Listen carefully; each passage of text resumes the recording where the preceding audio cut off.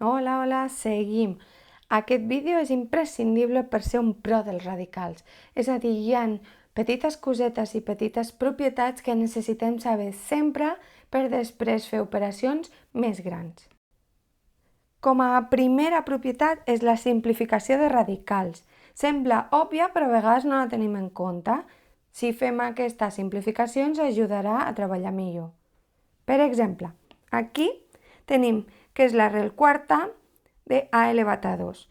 El 2 i el 4 es poden simplificar, és a dir, índex i exponent de dins del radicand, crec que ho havia posat en aquest color, es poden simplificar. Es poden dividir entre el mateix número? Sí, són parells, es poden dividir entre 2.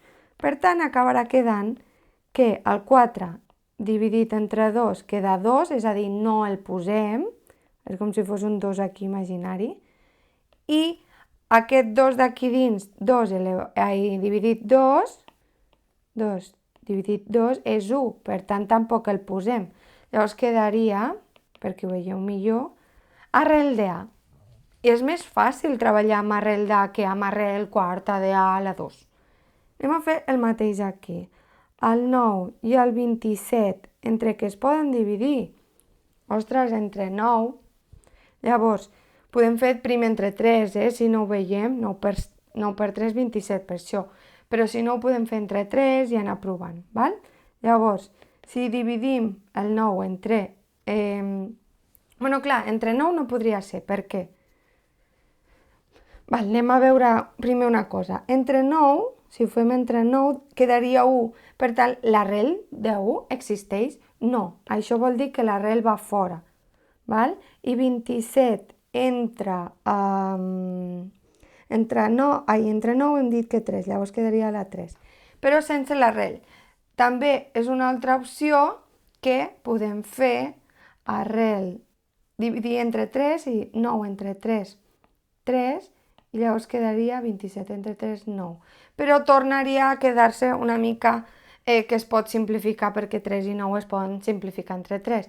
Per tant, sempre en recordeu-vos que si queda 1, no. Tatxem l'arrel. Val. Anem a la potència d'un radical. Això és el mateix que els exponents, és la mateixa norma. Aquests dos es multipliquen. Per tant, quedaria arrel de A elevat a 15. 5 per 3, 15. Val? Llavors aquí ja farien més coses que al pròxim vídeo us ensenyaré. I després tenim les arrels de les arrels. Quan tenim arrels d'arrels, els índexs es multipliquen. És a dir, aquí quedaria 5 i aquí quedaria 2 per 3. És a dir, 6 arrel cinquena. De 5, perdó. Llavors, aquí el mateix. Tenim 4 i 3.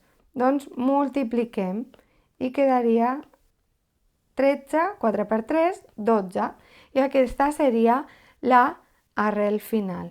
Com veieu, són coses molt simples però molt importants perquè trobarem totes aquestes operacions dins d'altres operacions més complicades i necessitem reduir al màxim per no tenir tants parèntesis, tantes arrels.